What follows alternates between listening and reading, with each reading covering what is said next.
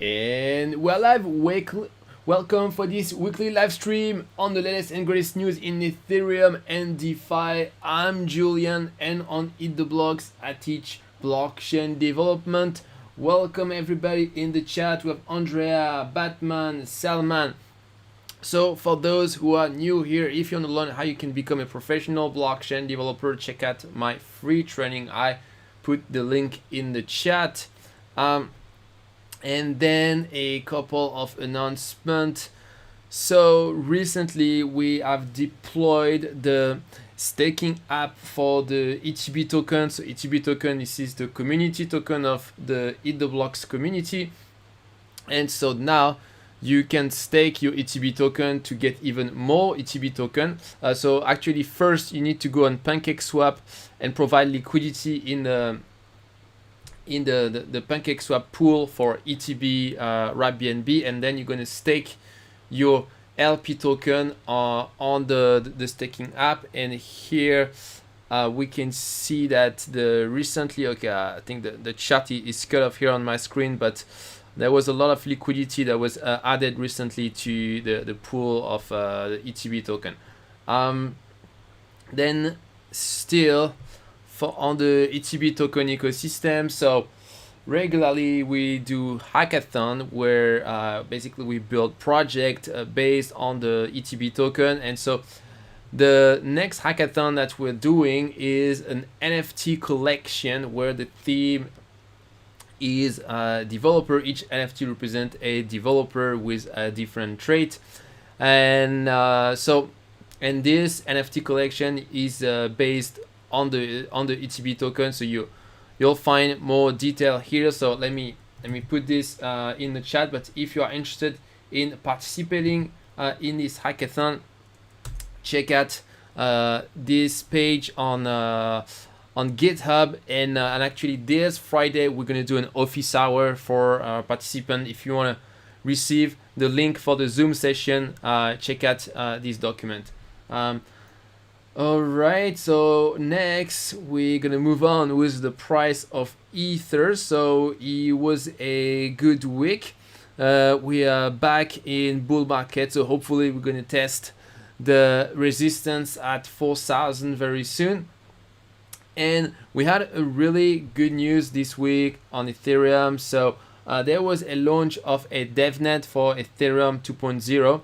So there are going to be several phases in order to reach Ethereum 2.0, and one of them is to replace the consensus mechanism of Ethereum 1 from proof of work to proof of stake.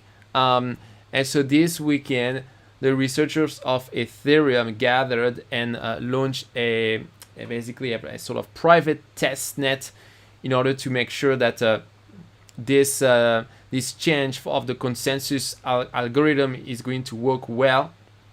And so that test worked. So they probably do some other testnet, and hopefully maybe we can have this change happening on mainnet in a couple of months.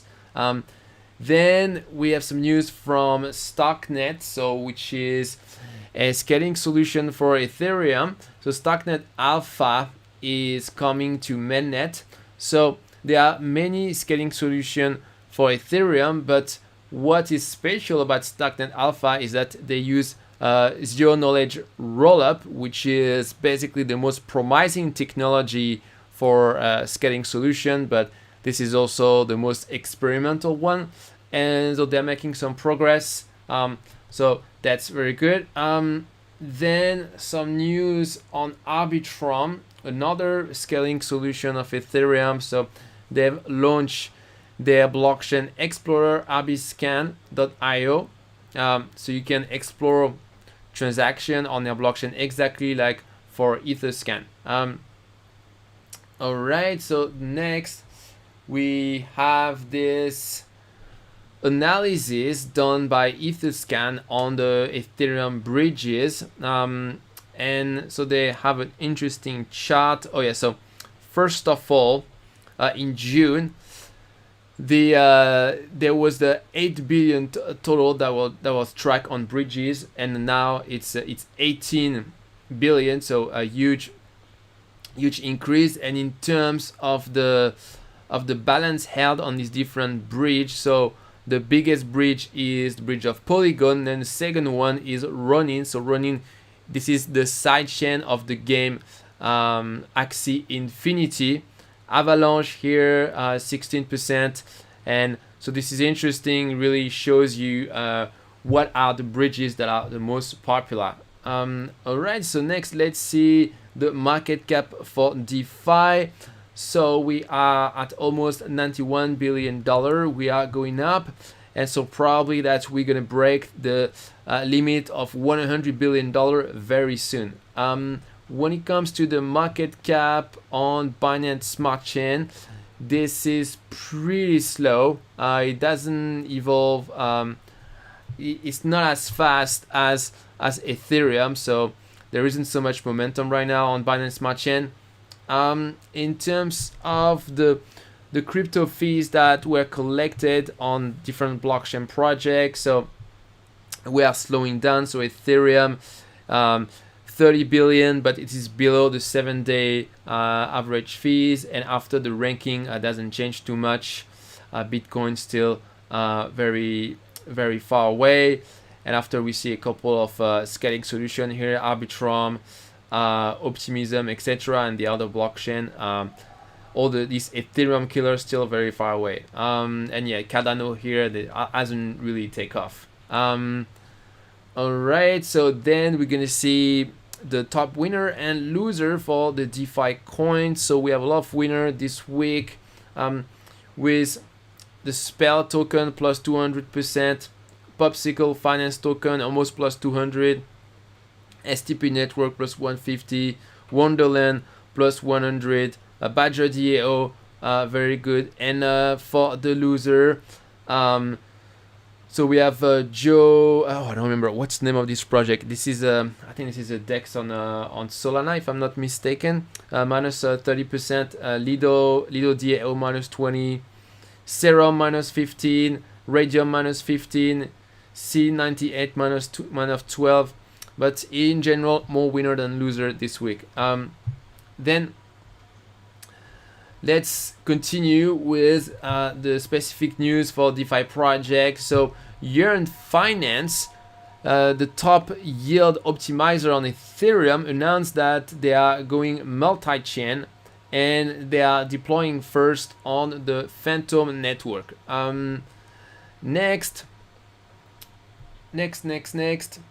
there is this new project called Soldex that basically allow developer to lend their trading bot in exchange of commission. So if you want to experiment with programmatic trading and make money, this can be an interesting opportunity. Then we have this interesting opinion of a portfolio director at Pantera Capital who believe that the DeFi market is undervalued. So Pantera Capital, this is one of the biggest investment fund in crypto. They manage $5 billion. So their opinion are quite valued in the space. Then we're going to continue with money raised. And the creator of Axie Infinity, Sky Mavis, has raised $150 million.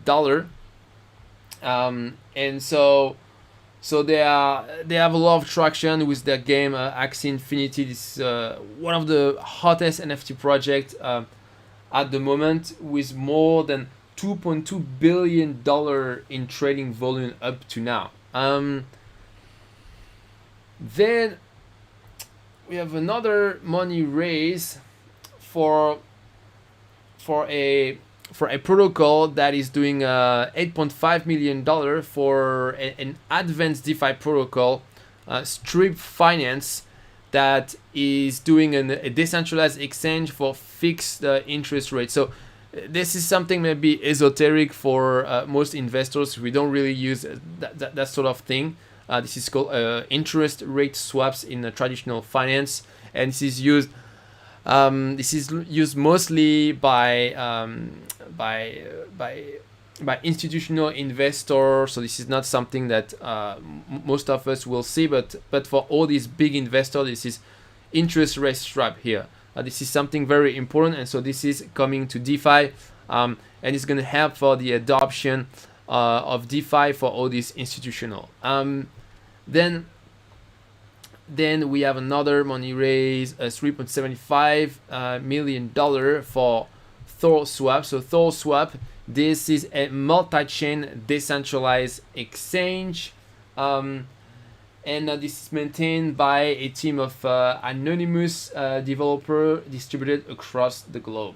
All right, so then we're gonna continue with another money raise. So Arca, this is an investment fund, raised $30 million for a new crypto fund.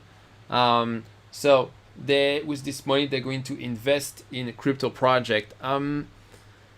Then there is a huge money raised by an Indian crypto exchange, $265 million for this exchange, coinswitch Cuber. And so now it reached a valuation of more than $1 billion, so it has become a unicorn. Then Oasis, which is a crypto exchange in Dubai, has just raised $30 million. Then the next money raise from Stader Lab that has raised $4 million. So this is a project about staking, and currently they support the Terra network.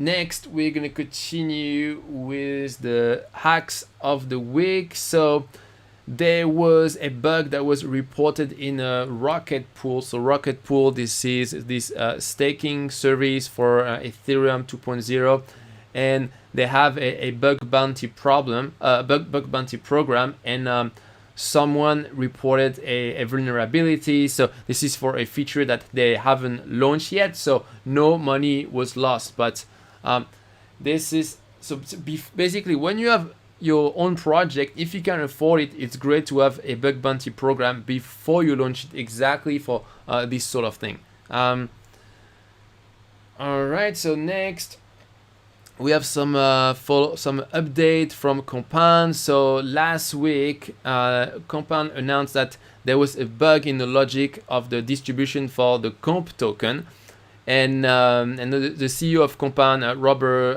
Lesner, made this really weird tweet where he asked people to return some of the Comp token, and now he announced that part of the vulnerability was partly exploited. So basically there was a function in their system that's called the drip function here, and if you call it, it distributes all the Comp reward to the recipient. And so someone called it, and so it's basically everybody received their excess Comp token currently because of this. Then there was this hack that so very strange hack that happened with someone that okay, so it's some researcher, I mean someone did a contract in YARL. So YARL, this is a low level language for smart contract. Most people do not use YARL. Most people use Solidity, but someone did a smart contract with this language, and there was a vulnerability in it, and someone was able to exploit this vulnerability. But that's very strange because the Solidity code was never deployed. So that means that the hacker was able to do some decompilation. So decompilation is when you take the code of the smart contract and a low-level code, the EVM bytecode in this case, and you're able to reverse engineer this and to find the Solidity code of the contract. So that's a very, very advanced exploit, and the guy lost $1 million in this hack. All right, so next we're going to continue with the news on NFT. So here the market for NFT is, I think, has reached a plateau now. So there was a big hype at the end of the summer, but now we are flat. We are not going up, not going down, and we have this interesting study for NFT. So the NFT market surpassed $10 billion in secondary sale. And what's interesting to see is that Ethereum, so here this is in dark blue on this chart, Ethereum is the leader for the NFT market, but we have a new blockchain that is starting to be more and more popular for NFT. This is the Ronin blockchain. This is the secondary, the scaling solution attached to Ethereum, and this is run by Axie Infinity. This is basically the blockchain of Axie Infinity.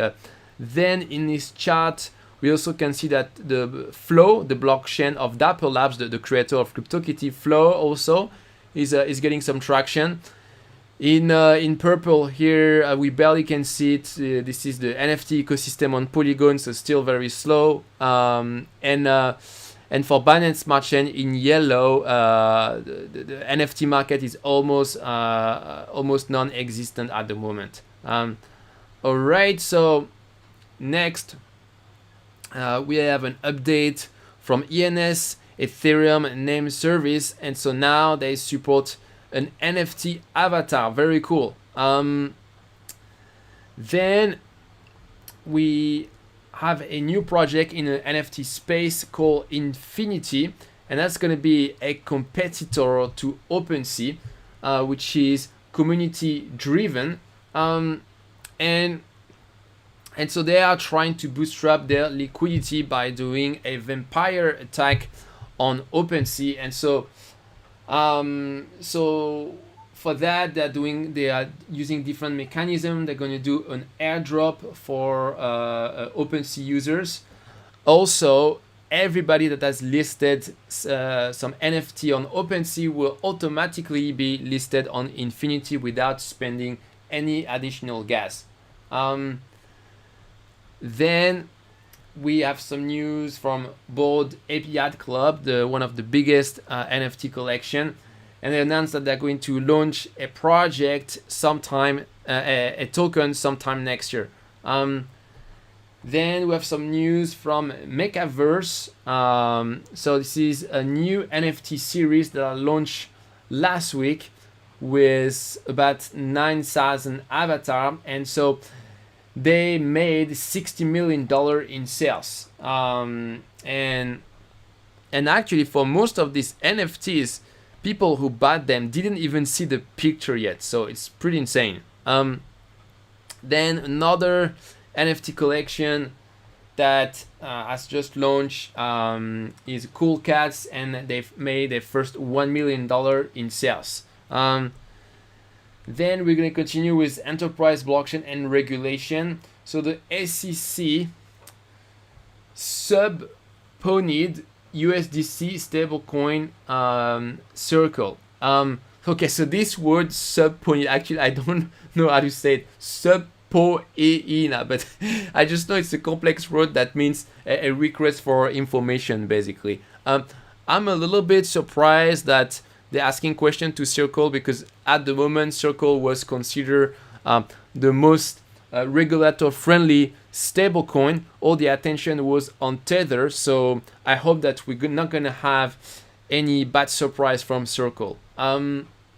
Then the US FDIC, so this is an insurer for bank deposit, they are studying how to provide insurance for stable coins. So this is extremely important. So currently this is an organism, a government organism in the US that provides insurance for all the bank deposit in the US up to $250,000. If your bank goes bankrupt and you have less than $250,000, the American government is going to guarantee your money. But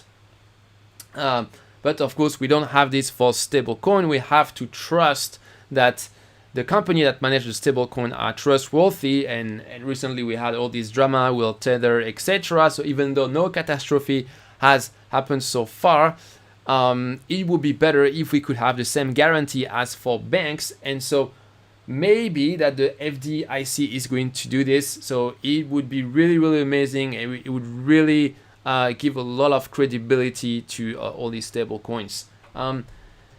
Then we have some bad news from the US government. So apparently they are planning to crack down on crypto, and they are asking several agencies to think of how to regulate in different ways. So probably we should expect more bad news in the next few months.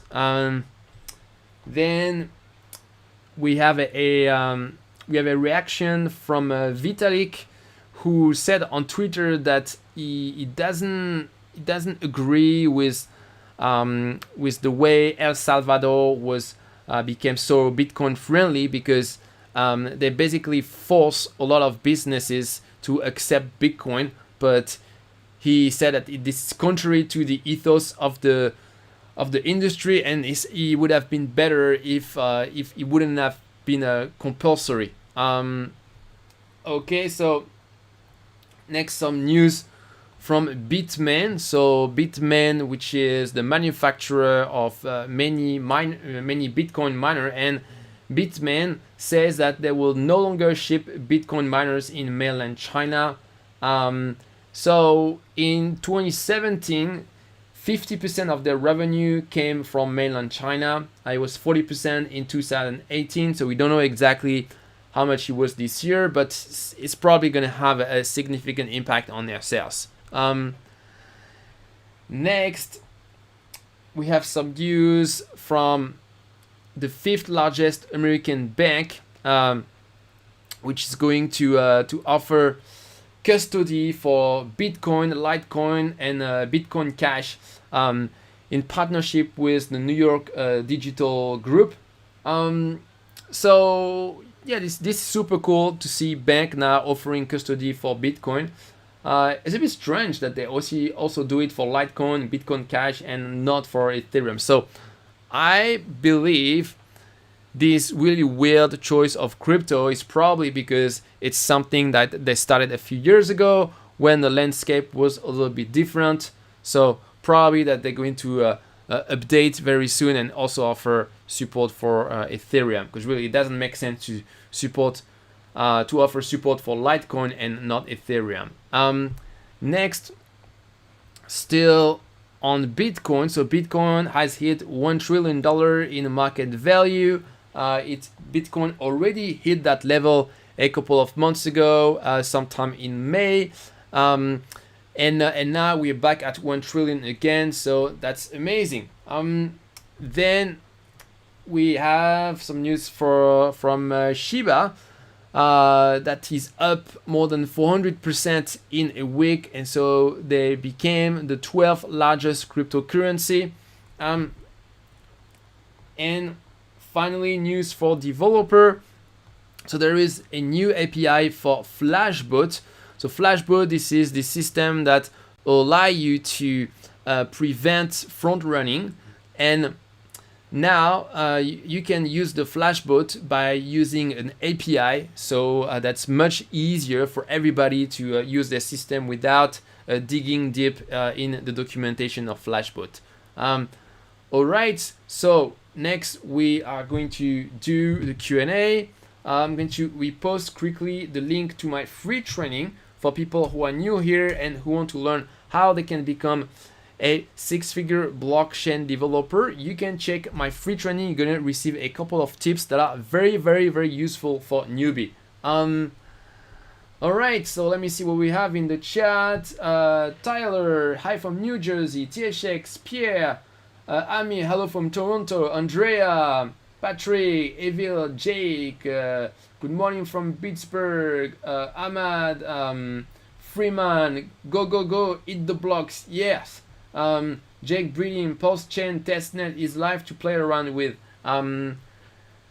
Then George Kenichi, hi everyone. Francois, Vikesh, Aziz, Habib, Chem, how can I use Ethereum if gas price always crazy high? You use a scaling solution like a Polygon or Arbitrum. Now we start to have many. Okay, guys, it seems like the chat is a little bit more quiet than usual tonight. Well, if that's the case, then that's fine. We're just going to end the chat a little bit earlier. Okay, well, that's it. Okay, no more question. Okay, guys, well, thanks everybody for coming, and I will see you later on the channel. Bye, everybody.